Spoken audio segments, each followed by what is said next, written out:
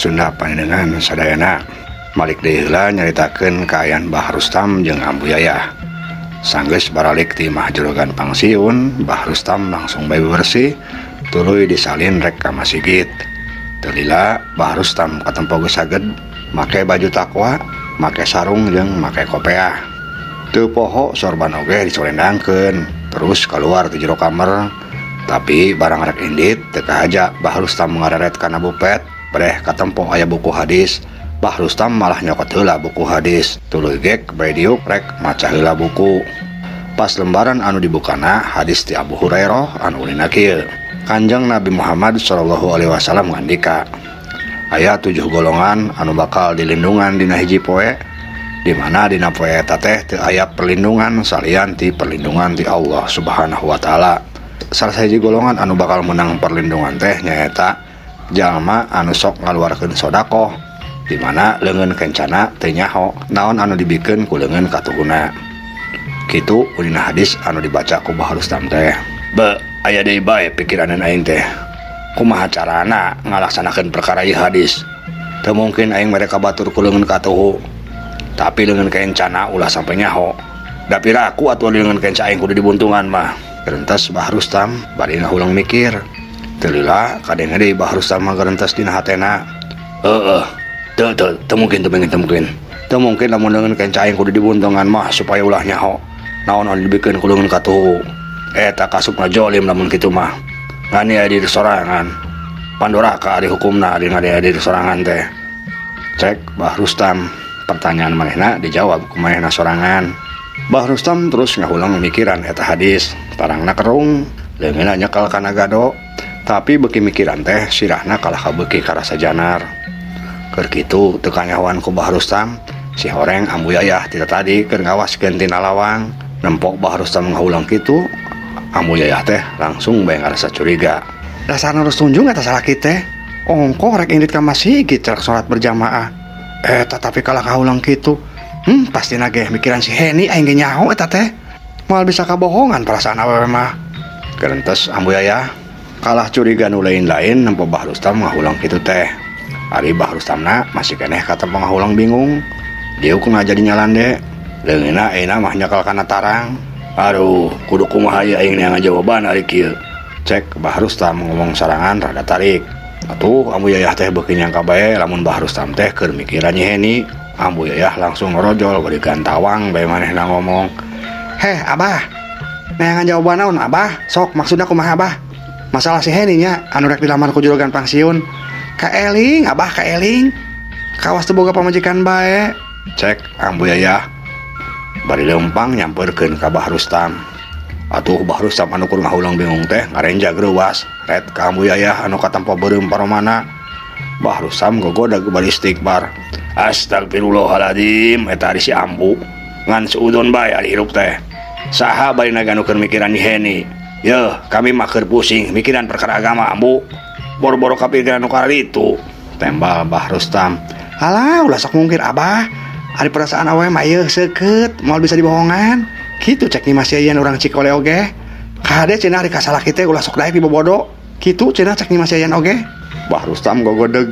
Aduh pusing ari ngomong jeung Ambu mah. Komo geus boga guru sagala urang Cikole cenah. Aduh.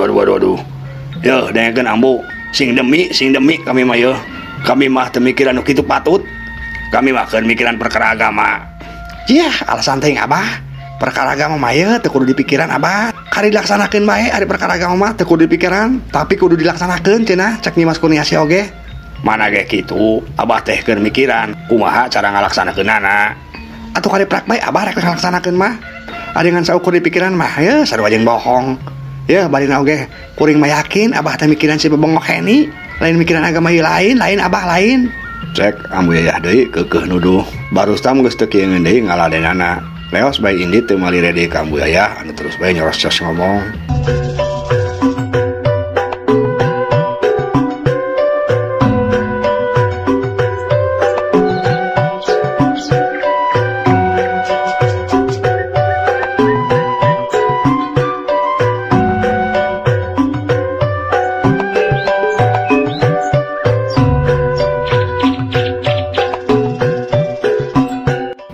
Kaayaan harita keur memujeuna panas, panon poe keur memujeuna moreret.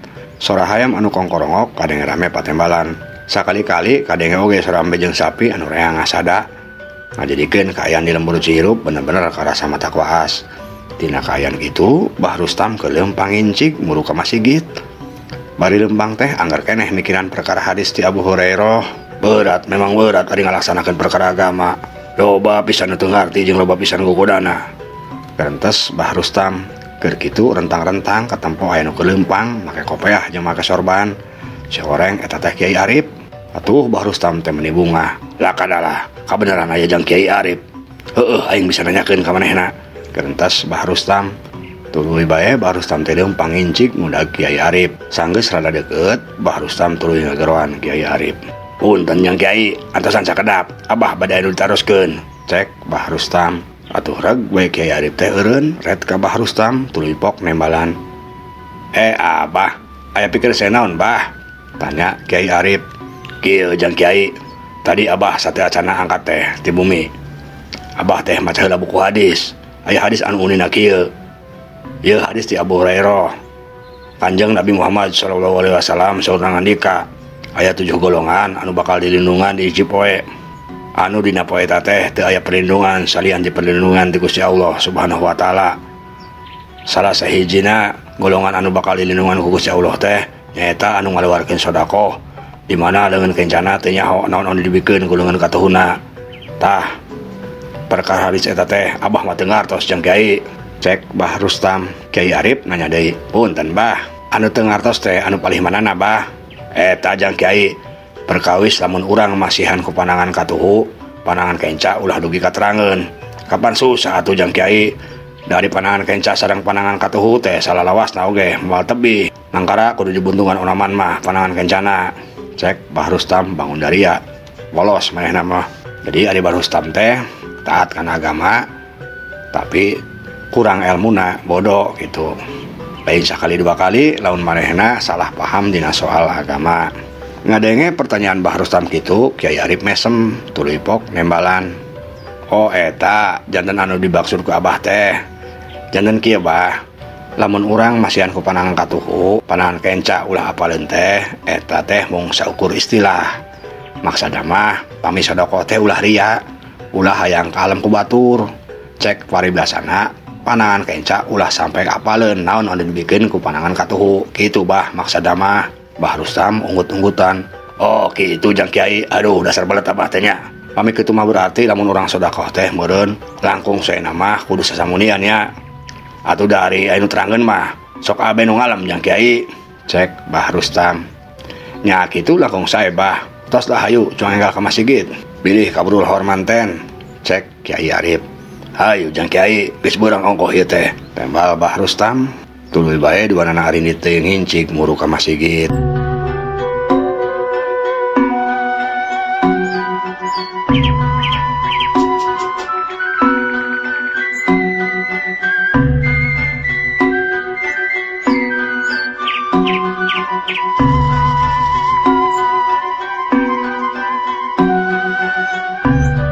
Di sajian pihak dina waktu nu sarua juragan pangsiun oge keur siap-siap rek pindit ka masjid pikeun salat berjamaah lohor.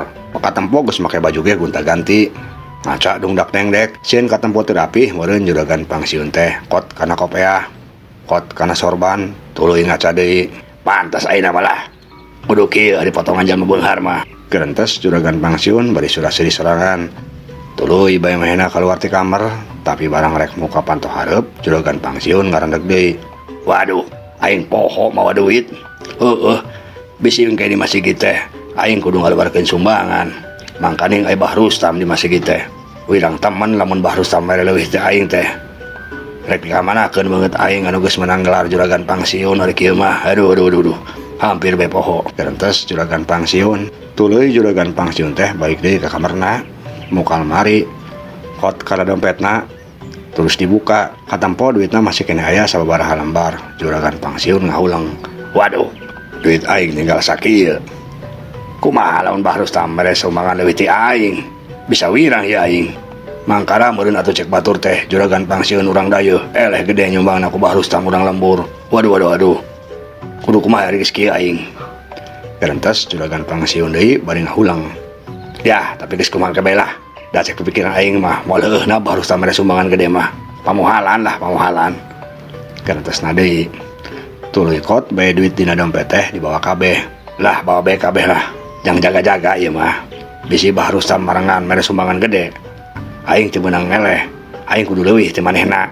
Gerentas juragan pangsiun deui tuluy bae manehna indit.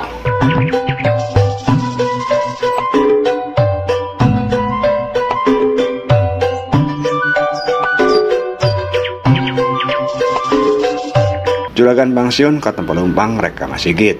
Leumpangna katempo diatur supaya aya wibawaan cenah cek pikirna. Jalma-jalma anu marangan pasaran daug maranggut dibalas ku juragan pangsiun bari seuri manis sameah. Keur kitu katempo rada jauh aya palebe. Juragan pangsiun bungah pisan. Lah kadalah itu aya palebe. Aing bisa nanyakeun ka palebe. Ari Bah Rustam nyumang biasana sok sabaraha gedena. Heuh mending nanyakeun bae lah. Ambi puguh. Ami aing teu wirang. Gerentas juragan pangsiun deui bari leumpang injig udah kepala be.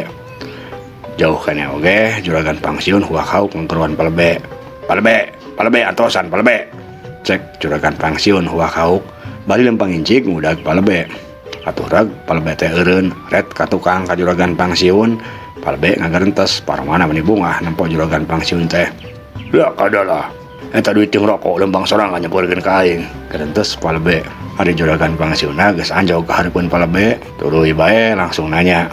Kabeneran aya palebe? Kuring teh rek aya nu ditanyakeun palebe. Cek juragan pangsiun. Oh, bade naroskeun naon atuh juragan?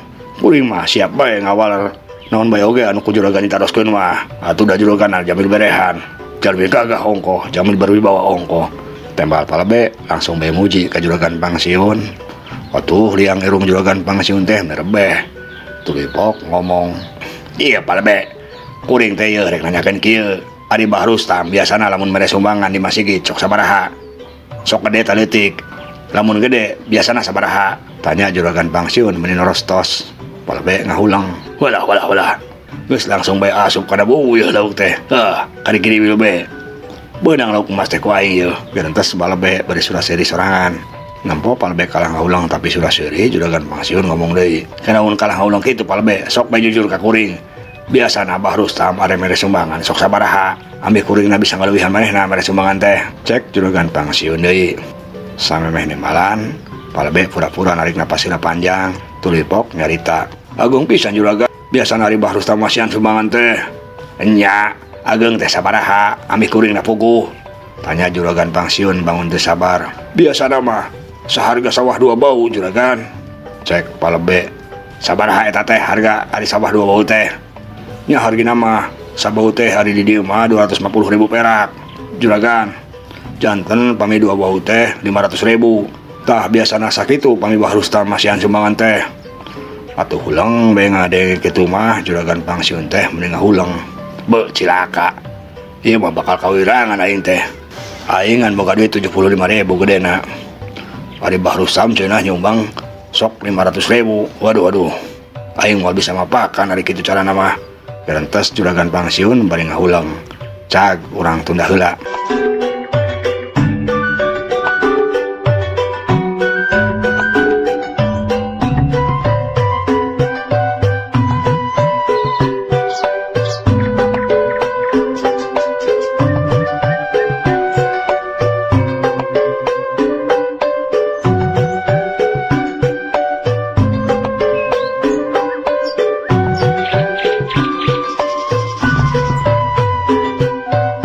Ayeuna marik deui nyaritakeun kaayaan Beonah jeung Mang Rudinta.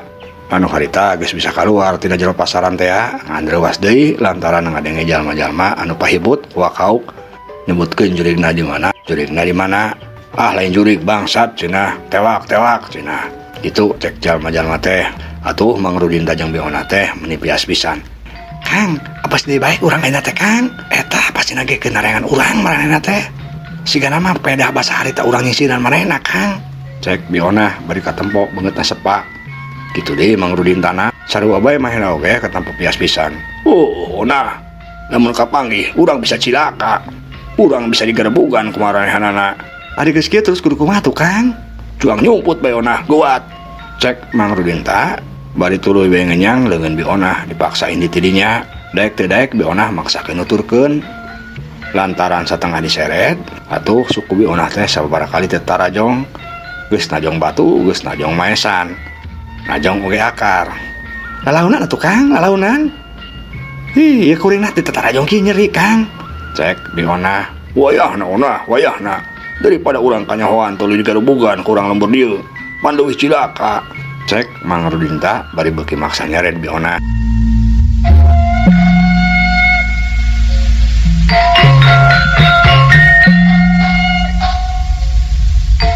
Disajain pihak jalma-jalma anu tadi kade pating harauk teh si horeng bener urang lembur dinya. Anu menang beja ti kulisi desa jeung baturna lantaran basa harita disingsiran teh aku Bionah jeung Mang Rudinta.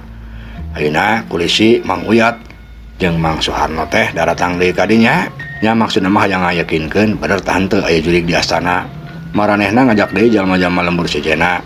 Kasup RT palebe lembur dinya jeung sababaraha urang liana. Belah mana nu benerna jurig teh Peci? Nya cik, belah mana Peci? Da cek uring mah dalin jurig yakin uring mah. Pasti nage bangsat nu ngajanjing sieunan rek nyieun karieuhan di lembur ieu eta teh. Ari sorana mah tadi teh asa deket tempat nyimpen pasaran Pak RT. Nya Mang Uyat asana teh di dinya nya.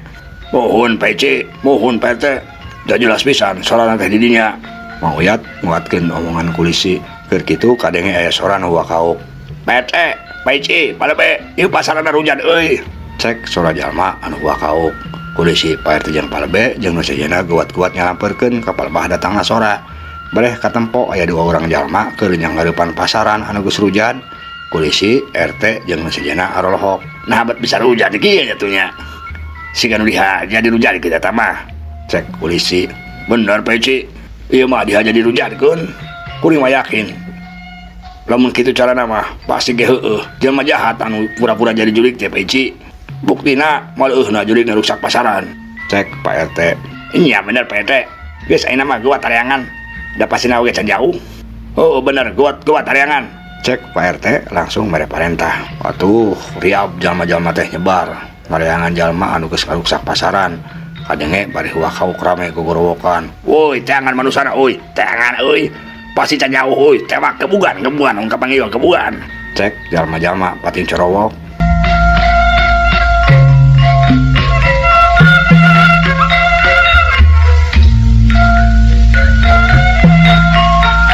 Kadenge sora jalma-jalma beuki rame bari pating corowok itu, Bionah jeung Mang Rudinta beuki sasah. Duana terus kabur ngajauhan. Kadangkala nguliwet nyumput kana sela-sela tangkal gede anu jaranggotan. Tuluy indit deui nguliwet kana sejen. Tuluy lumpat deui siga bae budak bolon anu keur ucing-ucingan. Kang, kuring mah sieun pisan Kang. Kumaha lamun urang katewak ku jalma-jalma lembur dieu Kang? Oh tuh lamun katewak mah pasina cilaka ona. Pasti ge disarbut bangsat urang teh. Cek Mang Rudinta. Atuh kumaha tuh Kang? Kudu bisa salamet atuh. Geus cicing sumutna tong ngomong bae. Bisikan ageun ku maranehna. Cicing. Cek Mang Rudinta deui. Atuh jep bae Bionah teh cicing, duana ngahep-hep disatukangeun hiji tangkal gede anu janggotan. Sakali-kali luak lieu ka palebah datangna sora anu pating harauk. Ngarasa rada aman, Mang Rudinta ngajak deui Bionah indit ti dinya. Oh, indit teh Onah. Beung-beung jalma-jalmana pada ditukeun tuh. Kuat samaneh ka dari ieu. Cek Mang Rudinta bari ngagiat deui leungeun Bionah setengah diseret. Atuh Bionah teh nolonjong sukuna ti kait pisan kana akar kubudag labuh nang kuban tarang ti dagor kana batu. Bionah ngajerit, "Aw, lalauna atuh Kang." Cek Bionah sorana rada tarik. Mang Rudinta reuas maena sieun kadenge ku jalma-jalma anu keur ngareangan maranehna. Atuh gawat bae Bionah teh dihudangkeun deui. Maneh mah ngajerit teh tarik pisan lain lalauna atuh Onah. Tibahayeun bae maneh mah. Atuh da nyeri Kang, reuas ongko. Keur mangarana ge ngajerit atuh Kang. Nya tarik atuh. Ari lalaunan mangarana ngarewos lain ngajerit Kang. Tambal Bionah. Mang Rudinta ngan saukeun ngararet. Bari terus leumpang encig. Nah teh mah ngageremet ngadenge jawaban Bionah teh. Dosa nulus tunjung gua majikan teh. Ari imbalan padunggap bae. Lamun lain dina kayan kieu dicarekan ku aing da. Gerentas Mang Rudinta bari terus leumpang encig bari nanarik leungeun Bionah hanggar setengah diseret. Lantaran leumpang bari sasah atuh panona ge teu narempok ka hareup. Mang Rudinta nginjak hiji kuburan anu heubeul gebros tarehna ngagebros. Atuh Mang Rudinta teh digebros ka handap kitu deui Bionah kabawa kagiat tilu digebros. Tungtung nama dua anak nyalang korah patumpang tindih dina jero kuburan. Bionah ngajerit deui bae, "Tolong!" Cek Bionah. Mang Rudin taruas buru-buru malik kep. Abak kam sungut Bionah. "Cicing mane mona, montong bakau." Cek Mang Rudin ta beri ngabak kam sungut Bionah. Sajongjongan dua anak pada hep-hep dina jero kuburan. Bionah geus burial buncelik bakating ku ungapna meureun lantaran sungutna dibekem teh aku Mang Rudin ta. Mun untungna jalma-jalma anu ngarudag teh henteu sampe kapal bahdinya atuh lilai lamah dilesotkeun deui leungeun Mang Rudin ta anu keur dipake ngabakam sungut Bionah teh. Bionah ngarasa ngemplong, dadana naik turun ngatur napas lantaran tadi eungap teh meureun. "Haruh Kang, kuring masa geus hosos bae-bae Kang. Tarik teuing Kang ngabakam teh." Wah iya naonna daripada kanyahoan terus urang katewak ku jalma lembur dieu leuwih cilaka deui atuh. Keur kitu kadang ngejelas pisan sora jalma anu leumpang meni pating ngedebdig teu jauh ti dinya. Kadang oge sora anu ngaromong, "Kamalana bangsa teh lompatna euy. Tadi mah asa sakolebat sigana kapal bahdieukeun." Kadang salah saurang jalma anu ngomong, "Oh, boting beuteut tempoan euy. Buktina eueuh." Cek nu saurangna, "Cik atuh tempoan deui ka unggal juru." "Dewek mah sapanasaran keneh euy. Daya yakin dewek mah nempong ngolebat kapal bahdieukeun." Baturna keukeuh panasaran atuh ngadenge kitu teh Bionah jeung Mang Rudin ta anu keur ngahep-hep ngagoler di jero kuburan teh meni deg-degan deui bae hatena seseblakan sieun kapanggih ku eta jelema. "Kang, cilaka Kang. Jalma teh udah kapal badieu." Cek Bionah ngarewos. Mang Rudin ta teu nimbalan ngan saukur ngantalkeun curugna kana biwir. Atuh jep Bionah teh cicing deui. Ari sora jalma nu keuleumpang sada beuki ngadeuketan ka palebah kuburan. Malah kadangena teh asa saluhureun pisan Bionah jeung Mang Rudin ta. Atuh Bionah jeung Mang Rudin ta teh beuki bae soak, jantungna beuki ketegan bae. Keur kitu Bionah teu kahajang ngareret pisan ka beulah kencaeun manehna. "Ana breh, Bionah meni leuas deui bae. Matana bolotot, sungutna calangap." Si horeng Bionah teh jeung Mang Rudin ta ngagoler persis pisan pinggirin rorongkong. Sigana mah rorongkong mait anu geus paeh dilapisan. Pas parenganna teh sigana rorongkong teh balik pisan ka palebah Bionah. Malah titinggalian Bionah mah eta rorongkong patempona siga keur nyerengeh ngajak seuri ka manehna. Atuh Bionah teh geus teu katahan deui ku sieun. Teu sadar maena gorowok tarik. "Tulung, eta jurig tulung." Cek Bionah. Bari matana molotot mencrong kana rorongkong. Mang Rudin ta oge reuas ngadenge Bionah ngajerit kitu teh. Ret Mang Rudin ta oge ngareret, barang breh Mang Rudin ta oge meureun calangap. Sarua jeung Bionah sungut Mang Rudin ta oge ngangah matana bolotot rek ngajerit sorana teu bisa keluar. Di sejen pihak jalma-jalma anu keur neangan Bionah jeung Mang Rudin ta oge reuas ngadenge sora Bionah anu ngagorowok minta tulung teh. Ret jalma-jalma teh ngaralieu ka palebah datangna sora tapi teu katempo aya sasaha. Lantaran ari Mang Rudin ta jeung Bionah mah pan aya di jero kuburan teh ya jadi teu katampoeun ku maranehna mah. Atuh jalma-jalma teh langsung bae ngarasa ngareh bulu punukna murinding lantaran disangka ku maranehna mah aya sora tapi wujudna. Saking kusieun-sieunna salah saurang di antara maranehna langsung bae ngabrang-bang lumpat. Jujurik tolong." Cek eta jalma atuh nu sejenna oge jadi kabuah sieun tungtungna mah jadi kalabur kabeh. Bari pating harauk tulung-tulungan beuki lila sora jalma-jalma teh kadenge beuki jauh tungtungna males teu kadenge deui.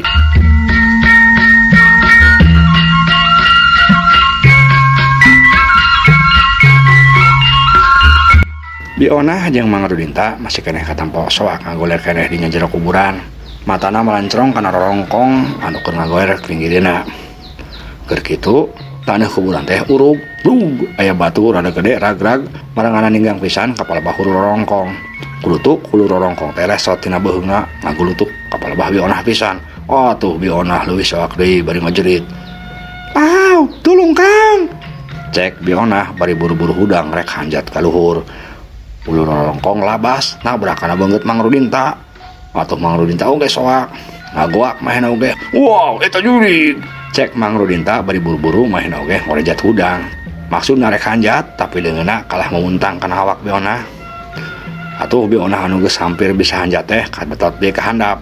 Kubrag labuh deui. Di sejen pihak Mang Rudin tana buru-buru nyekel ka luhur rek hanjat tapi dibetot deui sukuna ku Bionah. "Kuring atuh Kang." Cek Bionah bari ngabetot suku Mang Rudin ta. Atuh Mang Rudin ta teh ragrag deui ka handap.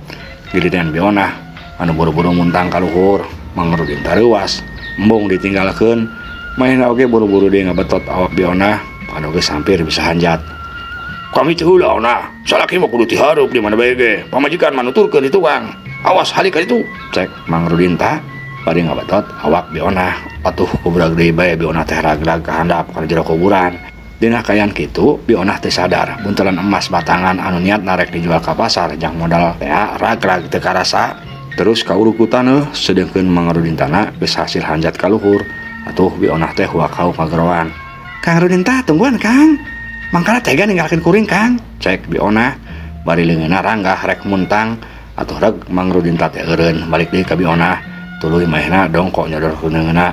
Buat muntang tah kana leungeun ka biona ulah jaga cege bisi kabulu aja manu ka dieu cek Mangrudin teh bari nyodorkeun leungeunna gap ku biona dicekel pipilang leungeunna tuluy ku Mangrudin teh ditarik ka luhur akhirna mah biona oge bisa hanjat. Mangrudin teh buru-buru ngajak Indit, "Ayo kuat Indit ona. Bisi jalma nu neangan tadi kaburu ka dieu manten." Cek Mangrudin teh. Bari maehna tuluy Indit teh heula. "Kang, tungguan Kang. Ulah ngincing teuing neupang atuh Kang." Mangrudin teh ngan saukur ngareret, tapi tuluy ngincik di leumpang atuh biona ge kapaksa ngincik. Sukuna anu ti tatarajong kana batu akar atawa cucuk geus teu dirasa ngan waktosna seep. Ieu dongeng karangan Pribados Kang Abun Burhanuddin hapunten kakiranganna mugia katampi kalian kabingahan. Assalamualaikum warahmatullahi wabarakatuh.